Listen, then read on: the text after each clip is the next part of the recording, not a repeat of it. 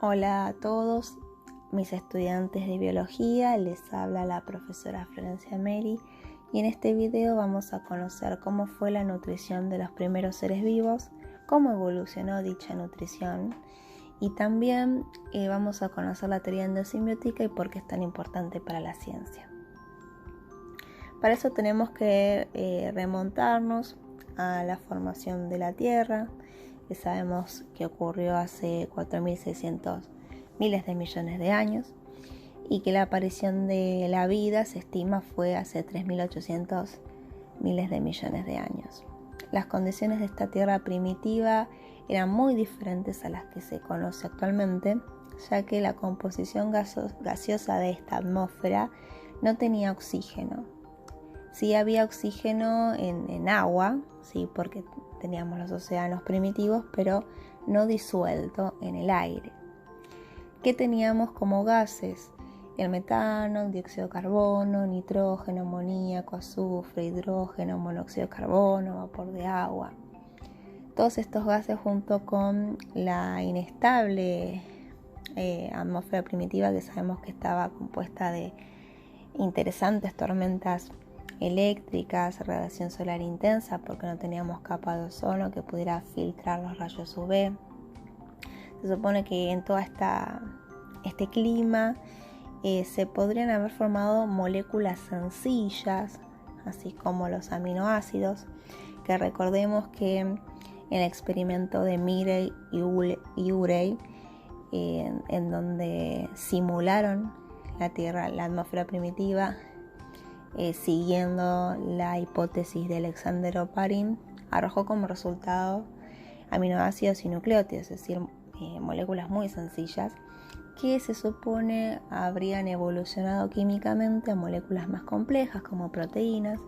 en particular una que tiene formas de microesferas,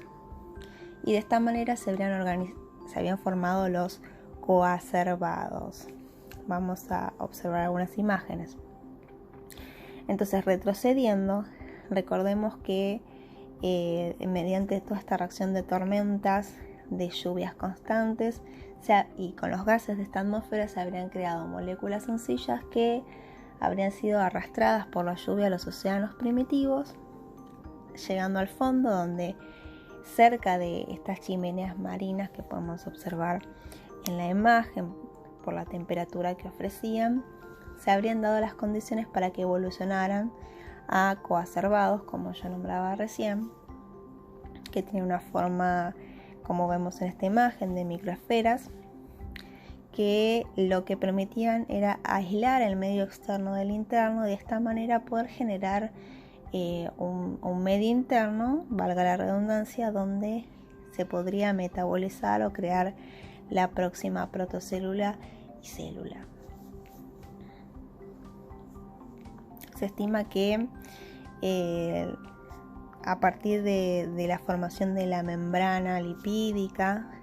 se estableció el citoplasma que protegía en cierta manera al material genético, a ARN, ADN, que si bien no tenía un núcleo como conocemos en las células eucariotas, estaba aislado del medio externo, altamente dócil para esta futura célula. Bien, ¿y cómo se nutrían?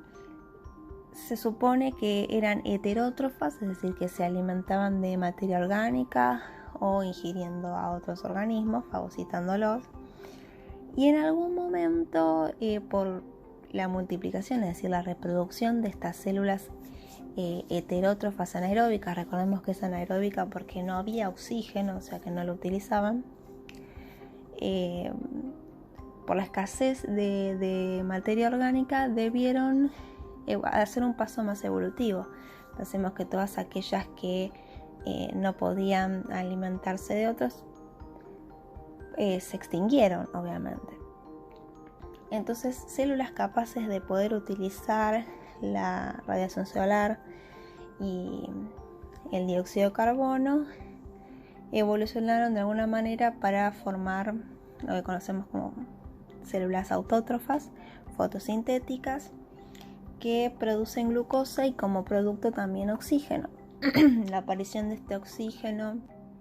habría hecho un cambio en la atmósfera, de manera que ahora las células heterótrofas anaeróbicas que estaban obligadas a tener un ambiente lejos del oxígeno no pudieran subsistir. También permitió de que otras células heterótrofas pudieran utilizar oxígeno o no, o fueran facultativas de manera que no las afectara. Entonces hubiera dado un gran salto, porque a su vez otras células podrían haber fagocitado pero no digerido, que es lo que vamos a observar en la teoría endosimbiótica, es decir, incorporar, engullir a partir de la invaginación, como vemos acá, de la membrana plasmática, otra bacteria, una bacteria que ingiere a otra. La otra bacteria, la cual está fagocitando, pero que no va a digerir, es decir, la cual no va a nutrir, sino que van a vivir en una relación simbionte, esto significa de ayuda mutua, podría haber sido una bacteria heterótrofa aeróbica, es decir, que es capaz de utilizar el oxígeno. De esta manera se vieron originadas las mitocondrias, que son organelas propias de las células eucariotas que tienen la capacidad de llevar adelante la respiración celular. Esta respiración celular en este caso podría ser aeróbica. Y a su vez esta célula ya animal que tiene a su simbionte, que es la mitocondria, podría haber también con la invaginación de su membrana engullido una cianobacteria, como nombrábamos recién, capaces de producir alimento por sí misma, es decir, autótrofa fotosintética, y de esta manera se hubieran originado los cloroplastos. ¿Qué otra prueba hay de esta posibilidad? Tiene que ver con la composición tanto de las mitocondrias como los cloroplastos. Ambas tienen estructuras muy similares, además de contener ADN, lo cual podría dar la idea de que fueron en algún momento bacterias fagocitadas. Las mitocondrias, por ejemplo, al igual que los cloroplastos, tienen una doble membrana, una externa y una interna, un espacio intermembrana. En el caso de las mitocondrias tenemos varias crestas donde se produce esta respiración celular, y en el caso de los cloroplastos tenemos los tilacoides, que tienen la clorofila, es decir, un pigmento muy importante para la captación de la energía solar y de esta manera el desarrollo de la fotosíntesis. Es de esta forma que fue evolucionando la nutrición de las células desde los coacervados, que no tenían vida, que solamente eran esferas, a unas protocélulas que ya tendrían una membrana más sólida con lípidos y otros componentes que encerraban el material genético, que su nutrición era heterótrofa porque se alimentaba de materia orgánica y era anaeróbica porque no había oxígeno, pero dada la escasez del alimento, pudieron evolucionar a células fotosintéticas autótrofas como las cianobacterias, que utilizan dióxido de carbono y la radiación solar, y que empezaron a dar como producto, además de la glucosa que necesitan, oxígeno, que hubiera cambiado toda la atmósfera, apareciendo el oxígeno disuelto y también la capa de ozono, y ahí aparecen entonces nuestras autótrofas fotosintéticas. Este oxígeno también habría generado una selección